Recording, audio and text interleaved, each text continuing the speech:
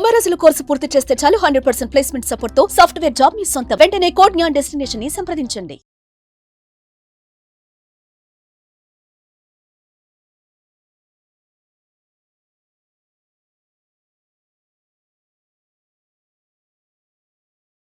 నమస్కారం అలగరి రవీంద్రనాథ్ గారు. నమస్తే అండి శ్రీ గారు. భార్య మొదటి భర్తతో విడాకులు ఇవ్వకుండానే రెండో పెళ్లి చేసుకున్న తర్వాత రెండో పెళ్లిలో కూడా భర్తకి విడాకులు ఇవ్వాలి అనుకున్న సందర్భంలో భర్త దగ్గర నుంచి భార్య భరణం ఎక్స్పెక్ట్ చేయొచ్చు అంటారా? చట్టం ఏం చెప్తుంది దీని గురించి? అండ్ రీసెంట్గానే ఈ కేసు గురించి సుప్రీంకోర్టు ఒక కీలక తీర్పు కూడా ఇవ్వడం జరిగింది. దానికి సంబంధించిన డీటెయిల్స్ ఏంటి సార్? 1999లో ఒక ఆయనతో మ్యారేజ్ చేసుకుంది. మ్యారేజ్ చేసుకున్న తర్వాత 2005లో వాళ్ళిద్దరి మధ్య ఏవో కారణాలు రీత్యా ఒకరికొకరు దూరంగా ఉన్నారు. దూరంగా ఉన్న సందర్భాల్లో డివోర్స్ అయితే అఫీషియల్గా వాళ్ళు ఎక్కడ తీసుకోలేదు. వాళ్ళిద్దరి మధ్య ఒక చిన్న పత్రం, ఒక ఎంఓఏ లాగా ఒక చిన్న పేపర్ మీద రాసుకొని ఇక మేమిద్దరం దూరంగా ఉంటాం, విడిపోతాం అని చెప్తూ అలా ఉండిపోయారు. దాని తర్వాత ఈవిడ మళ్ళీ 2008లో ఒక మ్యారేజ్ చేసుకుంది వేరొక వ్యక్తితోటి.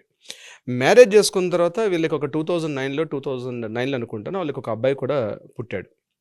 తర్వాత ఇతరత్ర కారణాల వల్ల ఏం జరిగిందంటే 2012లో మరలా ఆ రెండో వ్యక్తికి ఆమె డివోర్స్ ఇవ్వడం జరిగింది. అయితే దీనికి సంబంధించి నాకు మెయింటెనెన్స్ ఇవ్వాలి, అదేవిధంగా నా పుట్టినటువంటి పిల్లడికి కూడా ఒక మెయింటెనెన్స్ ఇవ్వాలి అని చెప్తూ ఆమె ఒక ఫ్యామిలీ కోర్టును ఆశ్రయించడం జరిగింది. దీని మీద ఫ్యామిలీ కోర్టు జడ్జిమెంట్ తీసుకొని ఇమీడియట్గా ఇది ఇవ్వమని చెప్పి, అంటే మెయింటెనెన్స్ ఇవ్వమని చెప్పి ఫ్యామిలీ కోర్టు జడ్జిమెంట్ ఇవ్వడం జరిగింది. ఇమీడియట్గా ఏం చేశాడంటే తను ఎవరైతే ఉన్నాడో అతను, నేను మ్యారేజ్ నన్ను చేసుకోలేదు, తనకి ఆల్రెడీ మ్యారేజ్ అయింది, కానీ వాళ్ళిద్దరి మధ్య అఫీషియల్గా మ్యారేజ్ అంటే డివోర్స్ కాకుండా నన్ను పెళ్లి చేసుకున్నారు కాబట్టి నేను భరణం అంటే మెయింటెనెన్స్ ఇవ్వడానికి నేను లీగల్గా నాకు ఎటువంటి రైట్ లేదని చెప్పి ఆయన హైకోర్టుకి అప్పీల్ చేశారు. హైకోర్టులో జడ్జిమెంట్ ఏం జరిగిందంటే ఇతను భరణం ఇవ్వాల్సిన అవసరం లేదు, మెయింటెనెన్స్ ఇవ్వాల్సిన అవసరం లేదు, ఎందుకంటే ఇది లెజిటిమేట్ కాదు, ఆల్రెడీ ఆ మొదన్న మ్యారేజ్ ఆల్రెడీ ఇంకా అది డివోర్స్ కాలేదు కాబట్టి, అది అఫీషియల్గా డివోర్స్ కాలేదు కాబట్టి ఈ వ్యక్తి ఎవరైతే ఉన్నారో ఈ వ్యక్తికి ఎటువంటి సంబంధం లేదు, ఇతను మెయింటెనెన్స్ ఇవ్వాల్సిన అవసరం లేదని చెప్పి హైకోర్టు, మన తెలంగాణ హైకోర్టు అప్పట్లో ఒక జడ్జిమెంట్ ఇచ్చారు.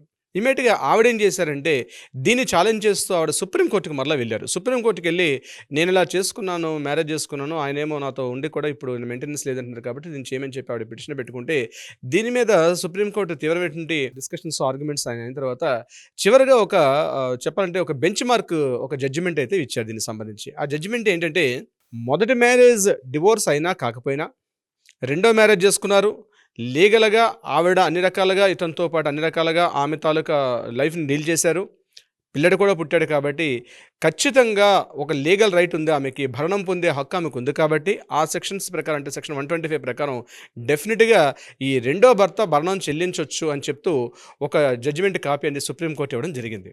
అంటే ముందు మ్యారేజ్కు సంబంధం లేదు, కానీ ఆల్రెడీ 2008 నుంచి వీళ్ళు ఆల్రెడీ ఒక మ్యారేజ్ చేసుకున్నారు, ఒక బాబు కూడా వీళ్ళ ఫ్యామిలీలో ఉన్నారు కాబట్టి డెఫినెట్గా రెండో భర్త ఎవరైతే ఉన్నారో రెండో భర్త మెయింటెనెన్స్ ఇవ్వాల్సిందే అని చెప్తూ సుప్రీంకోర్టు జడ్జిమెంట్ ఇవ్వడం జరిగింది దీనికి సంబంధించి.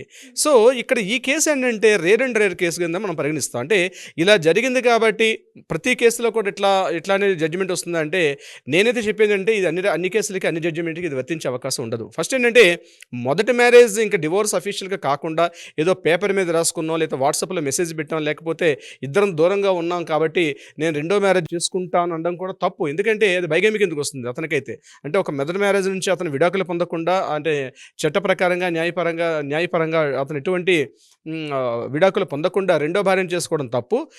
ఎట్ ద సేమ్ టైం మహిళ కూడా వర్తిస్తుంది అది. సో దానికి తగ్గట్టు ఏంటంటే మొదటి ఒకవేళ అట్లాంటి సందర్భాల్లో తప్పనిసరిగా మొదటి మ్యారేజ్ ఏదైతే ఉందో మొదటి మ్యారేజ్ ఖచ్చితంగా ఒక లీగల్గా దాన్ని క్రాస్ చేసిన తర్వాత మాత్రమే రెండో మ్యారేజ్ అనేది వ్యాలిడ్కి వస్తుంది. ఈ కేసు ఇప్పుడు రేర్ కేసుగా మనం చెప్తాం కాబట్టి ఇది ఈ సందర్భంలో వాళ్ళ మధ్య జరిగింది. ఒక ఫ్యామిలీ రిలేషన్షిప్ ఉన్నారు, సొసైటీలో కూడా వాళ్ళు భార్యాభర్తలుగా చలామణి అయ్యారు, ఒక బాబును కూడా ఉన్నారు కాబట్టి దీన్ని మాత్రం పరిగణలో తీసుకొని ఈ కేసు ఇవ్వడం జరిగింది. కానీ ఇదే చట్టాలు ఇలానే తీర్పులు ఇచ్చాయి కాబట్టి తప్పనిసరిగా ఈ జడ్జిమెంట్ కాపీ ఏదైతే ఉందో సుప్రీంకోర్టు జడ్జిమెంట్ యాస్టీస్గా మాకు కూడా వర్తిస్తుందని చెప్పి మిగిలిన కేసులకు వెళ్తే మాత్రం బహుశా నాకు తెలిసినంతవరకు ఇది వర్తించే అవకాశం చాలా తక్కువ. అంటే కేస్ టు కేస్ డిఫరెన్స్ ఉంటుందంటారా సార్? కేస్ టు కేసు అని కాదు కానీ ఇక్కడ ఈ పర్టికులర్ కేసు ఏంటంటే అక్కడ మహిళ యొక్క హక్కులు పరీక్షించడం కోసం సుప్రీంకోర్టు ఇచ్చిన జడ్జిమెంట్.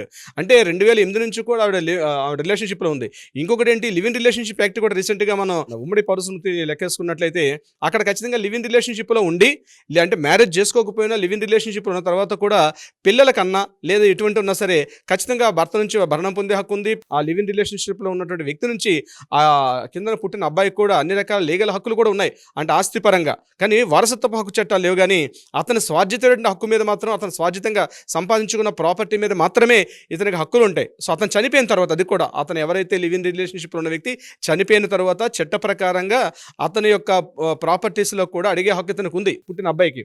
అంటే దాన్ని కన్సిడర్ చేశారు. కాబట్టి ఈ కేసును కూడా రేజ్ కేసుకుని ఏం చేశారంటే, మ్యారేజ్ చేసుకున్నారా పక్కన పెట్టండి, మొదటి భర్తగా తను డివోర్స్ ఇచ్చారో డివోర్స్ ఇవ్వలేదు విషయాన్ని పక్కన పెడితే, తను సెకండ్ హస్బెండ్ తోటి తన ఒక మ్యారిటల్ స్టేటస్లో ఉన్నారు. సొసైటీలో ఒక హస్బెండ్ వైఫ్ కపుల్స్గా వాళ్ళు చలామణిలోకి అయ్యారు. వీళ్ళకి ఒక న్యాయపరంగా ఒక అబ్బాయి కూడా పుట్టాడు. కాబట్టి ఖచ్చితంగా డివోర్స్ తీసుకున్న సందర్భంలో, రెండవ భర్త డివోర్స్ తీసుకున్న సందర్భంలో కూడా ఖచ్చితంగా భరణం ఇవ్వాల్సిందే అని సుప్రీంకోర్టు తీసుకున్నారు. అయితే నేను మరీ చెప్తున్నాను, ఈ జడ్జిమెంట్ కాపీ యాస్టీస్గా అందరికీ వర్తిస్తుందంటే కేసెస్ టు కేసు మారిపోయే అవకాశం ఉంటుంది. కాబట్టి అందరికి ఇట్లా ఉండే అవకాశం లేదు. అది మరలా నేను చెప్పినట్టుగా డివోర్స్ తీసుకోకుండా అఫీషియల్గా డివోర్స్ తీసుకొని మాత్రమే వెళ్ళమని చెప్తాను. లివ్ ఇన్ రిలేషన్షిప్ కూడా అంత మంచిది కాదు. ఖచ్చితంగా మీరు మొదటి వైఫ్ కావచ్చు, మొదటి భర్తకి మీరు అఫీషియల్గా డివోర్స్ తీసుకున్న సందర్భంలో మాత్రమే సెకండ్ మ్యారేజ్ చేసుకున్నా, వాళ్ళతో మీరు లైఫ్ డీల్ చేసినా అప్పుడు మాత్రమే చట్ట ప్రకారంగా న్యాయపరంగా మీకు ఆస్తి పంపకాలు కావచ్చు, ఆస్తి హక్కులు కావచ్చు, వారసత్వపు హక్కులు కావచ్చు, ఏమన్నా వచ్చే అవకాశం ఉంటుంది తప్పించి అది అక్కడ క్రాష్ చేయకుండా మనం డైరెక్ట్గా మనం వెళ్ళి సెకండ్ మ్యారేజ్ ఈ కేసు సైటేషన్ చూపిస్తూ ఇలా సుప్రీంకోర్టు జడ్జిమెంట్ ఇచ్చింది కాబట్టి మిగిలిన కేసుకి అప్లికబుల్ అవుతుందంటే డెఫినెట్గా 100% అవ్వదు. ఈ కేసులు గుర్తుపెట్టుకోవాల్సిన అవసరం ఉంది సిరి గారు. అండ్ అలాగే సార్, ఎవరికైనా కూడా ఫ్యామిలీ రిలేటెడ్గా కావచ్చు, ఎస్పెషలీ ఇలాంటి డివోర్స్ కేసెస్ కింద చాలా రకరకాల డౌట్స్ అయితే ఉంటూ ఉంటాయి. దానికి సంబంధించి మేము లీగల్ పరంగా వెళ్ళాలి అనుకునే వాళ్ళు ఎవరైనా కూడా మిమ్మల్ని సంప్రదించాలి అంటే ఎలా ఉంటుంది సార్? ముఖ్యంగా ఈ ఉమెన్స్ డొమెస్టిక్ వైలెన్స్ కావచ్చు, లేకపోతే మహిళా హక్కులు కావచ్చు, హిందూ వారసత్వ హక్కు, అదేవిధంగా హిందూ మ్యారేజ్ యాక్ట్, వీటికి సంబంధించి రకరకాల కేసులు వస్తుంటాయి.